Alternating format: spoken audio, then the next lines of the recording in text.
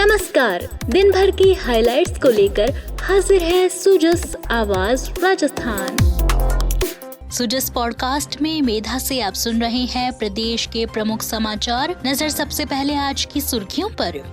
प्रदेश में स्वास्थ्य सेवाओं का हो रहा विस्तार। मुख्यमंत्री भजनलाल शर्मा ने कहा 1,34,00,000 परिवारों को मिल रहा 25 लाख तक कैशलेस इलाज।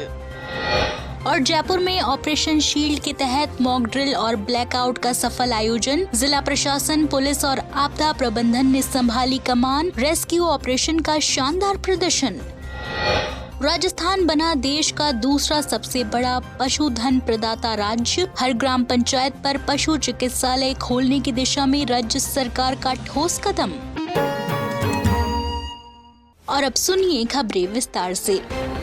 केंद्रीय स्वास्थ्य एवं परिवार कल्याण मंत्री जगत प्रकाश नड्डा ने कहा कि प्रधानमंत्री नरेंद्र मोदी के नेतृत्व में स्वास्थ्य सेवाओं का निरंतर विस्तार हो रहा है। राजस्थान में चिकित्सा सुविधाओं का सुदृढ़ीकरण करना केंद्र सरकार और स्वास्थ्य मंत्रालय की प्राथमिकताओं में है। प्रदेश में मुख्यमंत्री भजनलाल शर्मा के मार्गदर्शन में उल्लेखनीय काम हो रहे हैं, जिनसे निरामय राजस्थान की संकल्पना साकार होने लगी है। श्री शर्मा द्वारा मानव सेवा में समयबद्ध निर्णयों के सफल परिणाम नजर आने लगे हैं। श्री नड्डा शनिवार को मुख्यमंत्री निवास पर चिकित्सा एवं स्वास्थ्य विभाग की समीक्षा बैठक को संबोधित कर रहे थे। उन्होंने राजस्थान में केंद्र और राज्य सरकार की योजनाओं की प्रगति को लेकर सराहना की। श्री नड्डा ने कहा कि चिकित्सकीय कार्य मानव सेवा का महत्वपूर्ण माध्यम है। इनमें विभागीय अधिकारी, चिकित्सक और समस्त कार्मिक पूर्ण मनोयोग से अपनी महती जिम्मेदारी निभाएं। उन्होंने आश्वस्त किया कि मंत्रालय स्तर पर ही प्रदेश से संबंधित सभी विषयों का शीघ्र ही सकारात्मक समाधान किया जाएगा।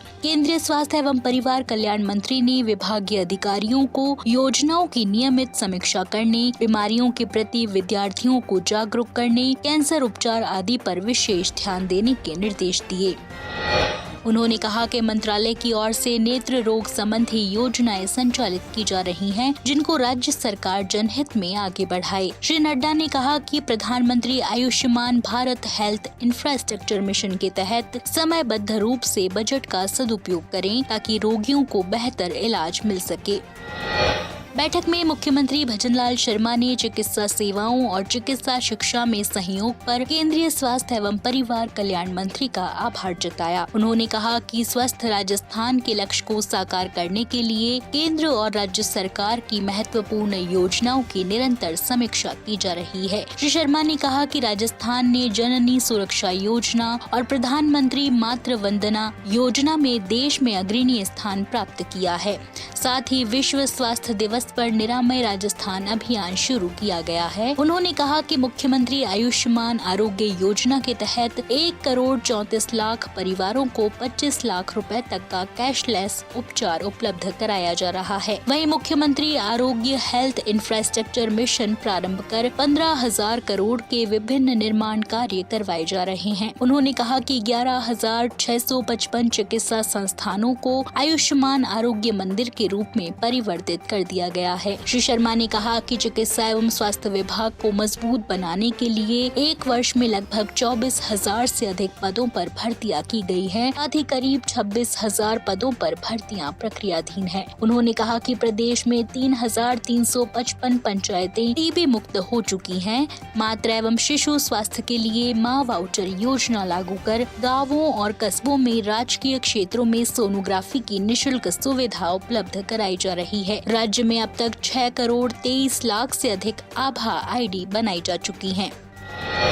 राजस्थान सरकार बालिकाओं की शिक्षा, स्वास्थ्य और आत्मनिर्भरता को प्राथमिकता दे रही है। इसी कड़ी में शुरू की गई मुख्यमंत्री लाडो प्रोत्साहन योजना प्रदेश की बेटियों को नए अवसर और आत्मविश्वास दे रही है। इस योजना के तहत बालिकाओं को उच्च शिक्षा, स्वास्थ्य सेवाएं और आर्थिक सहायता उपलब्ध कराई जा रही है, ताकि वे समाज में आत्मनिर्भर और सशक्त बनकर उभर सके। सरकार का लक्ष्य है कि हर बेटी पढ़े, आगे बढ़े और अपने सपनों को साकार करे। बेटियां वो रोशनी है जो हर अंधेरे को उजाले में बदल देती हैं। जिस घर में बेटियां मुस्कुराती हैं, वहां खुशियां दस्तक देती हैं। बालिकाओं के स्वास्थ्य और शिक्षा की बेहतर व्यवस्था कर उनको सम्मानजनक जीवन देना राज्य सरकार की सर्वोच्च प्राथमिकता है।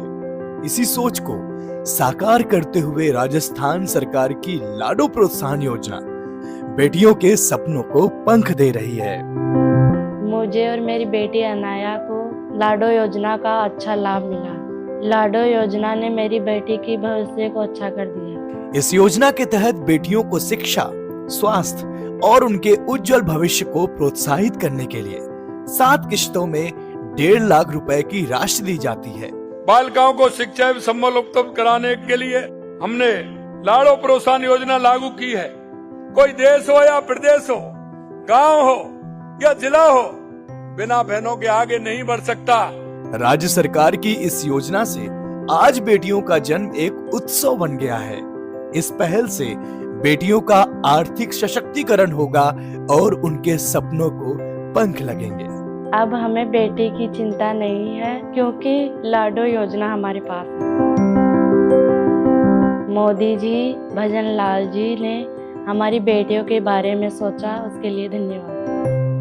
गृह मंत्रालय भारत सरकार और राजस्थान सरकार के निर्देशों के अनुपालना में जयपुर जिले में शनिवार को ऑपरेशन शील्ड के तहत खातीपुरा रोड स्थित जयपुर मिलिट्री स्टेशन रिहायशी इलाकों में मॉक ड्रिल और ब्लैकआउट का सफल आयोजन हुआ। जयपुर में शनिवार रात 8:15 बजे सायरन बजते ही जदुनाथ विहार, भारतेंदु नगर, जसवंत नगर, खातीपुरा का चुनिंदा परिधि क्षेत्र में आमजन ने स्वेच्छा से सभी लाइटें बंद कर दी। इस दौरान अतिरिक्त पुलिस आयुक्त कुंवर राष्ट्रदीप की अगुवाई में यातायात पुलिस और पुलिस के जवानों ने आमजन को गाइडलाइंस की पालना के लिए प्रोत्साहित किया। इस दौरान वाहन चालकों ने भी स्वेच्छा से वाहनों को सड़क किनारे लगाकर वाहन की लाइट बंद की। इस प्रकार जयपुर में ऑपरेशन शील्ड के तहत चिन्हित क्षेत्रों में ब्लैकआउट का सफल आयोजन देखने को मिला। जिला कलेक्टर डॉक्टर जितेंद्र कुमार सोनी ने ब्लैकआउट के दौरान जिम्मेदारी का निर्वहन करने के लिए आमजन का आभार व्यक्त किया। इससे पहले जयपुर कलेक्ट्रेट के नियंत्रण कक्ष में शाम 5 बजे एयर स्ट्राइक की सूचना मिलते ही सायरन बज उठे। सायरन की आवाज से प्रशासन, पुलिस